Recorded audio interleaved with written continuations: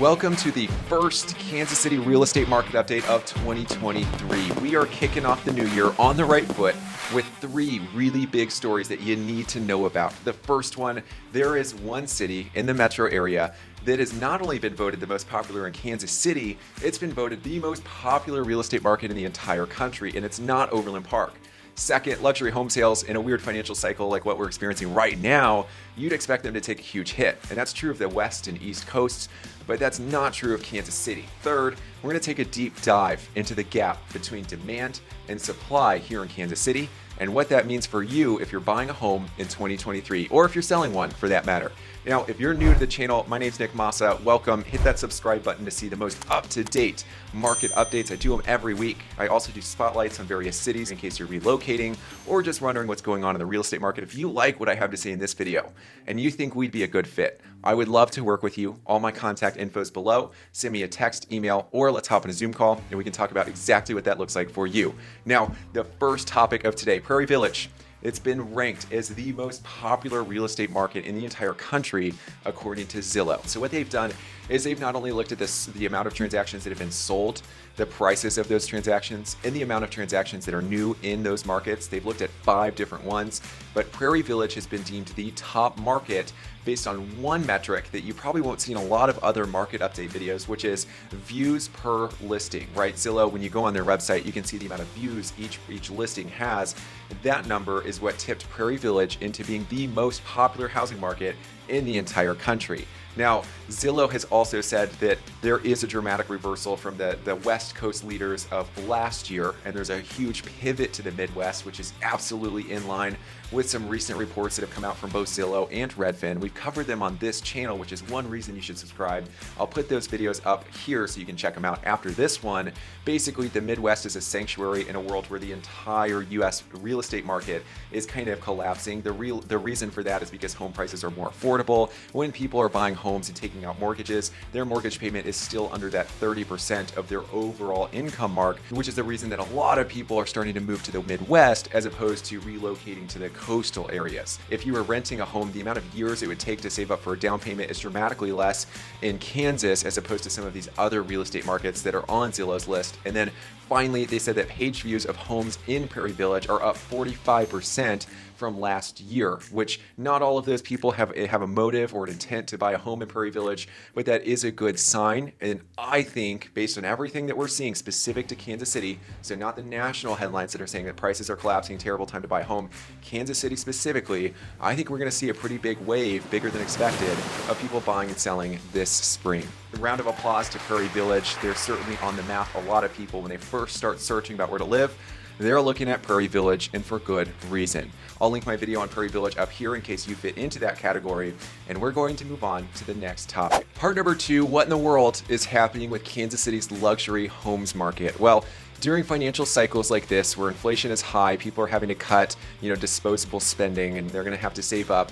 In that kind of environment, usually the first thing that goes in the real estate market is secondary homes and luxury homes, right? People cut back, they scale back, and they make affordable decisions. Well, that's happening on the East and West Coast, but not as much in Kansas City. In fact, Redfin has put out an article that has said and kind of gone through all of the high-end markets across the country, and they've said that one of the markets that's been least affected is Kansas City. They said that Kansas City has taken one of the smallest hits out of all of the other luxury markets across the country. I'm going to show you some year-over-year data, okay, of both the luxury market in Kansas City as well as the non-luxury market in Kansas City. And this data is basically last year from September to November versus this year from September to November. So you can get a good idea of exactly what's happening, not only in the normal real estate market, but the luxury market as well. So in the luxury market, you'll notice the median price of luxury homes in Kansas City, you're looking at about $840,000, which is up 12%, nearly 12% in price from last year. The sales are down 20%, but new listings are only down 13%. So when I see that discrepancy, 20% decrease in transactions, but 13% decrease in listings on the market, in my head, that's telling me, okay, we've got more inventory, there's less demand for it. So if you are in the luxury market, not only are you going to catch that wave of appreciation that is a little bit higher than the non-luxury market, as you'll see in just a second, but you've also got more time to shop around, and you can make the best choice for you. Now, if we move on and compare this to the non-luxury market, you'll notice that the median sale is about $260. It's up only 8.3% as opposed to that 12% in luxury, and sales are down almost 30% with new listings down the same amount. Basically, you're looking at less time to shop around and find that home. You are still going to have to write a competitive offer. It's not going to have to be over asking price, but you will likely get to do your inspection and appraisal and both use those inspections and appraisals to justify getting a credit from the seller should anything unexpected pop up. I'll put a video up on the screen here, some tips for buying a home during a recession, but these will work really any time over next year or the foreseeable future. For sellers, you are going to have to be competing with the other homes that are like yours. Most likely, we're going to have to do some updates and repairs around the house so that when the buyers who are shopping around and taking more time than they would have last year at this time, so that they think yours is the best one and they choose to give you the highest number possible. Now, the last part of the video.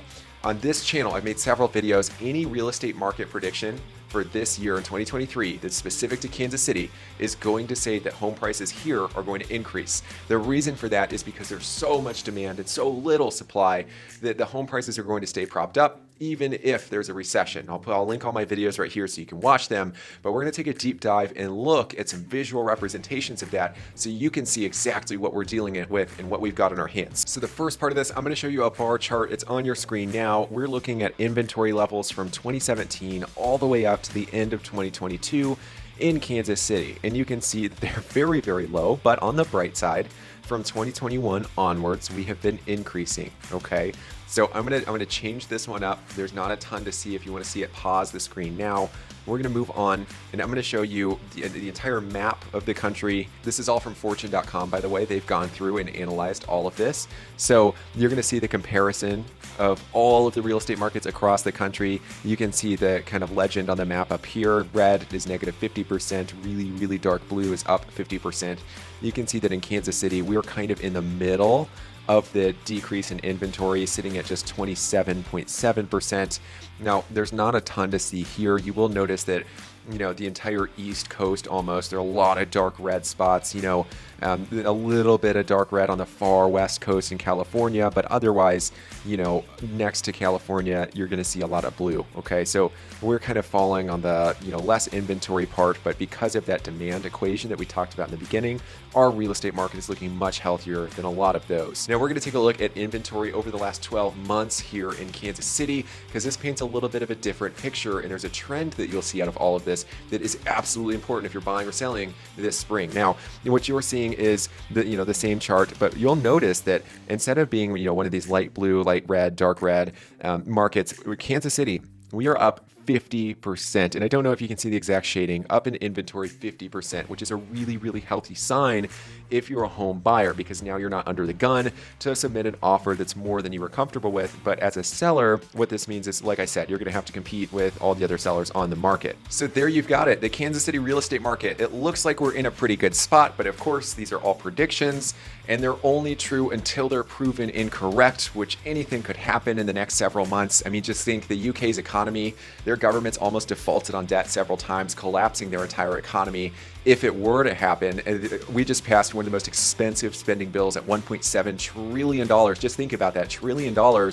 And I'm not taking a stance on this, and I don't mean to get political. These are just some of the things that could have repercussions and trigger a domino effect. So are we safe? I'm not comfortable saying that we are safe, especially in a financial cycle like this, but is the Kansas City real estate market in a better position than other real estate markets?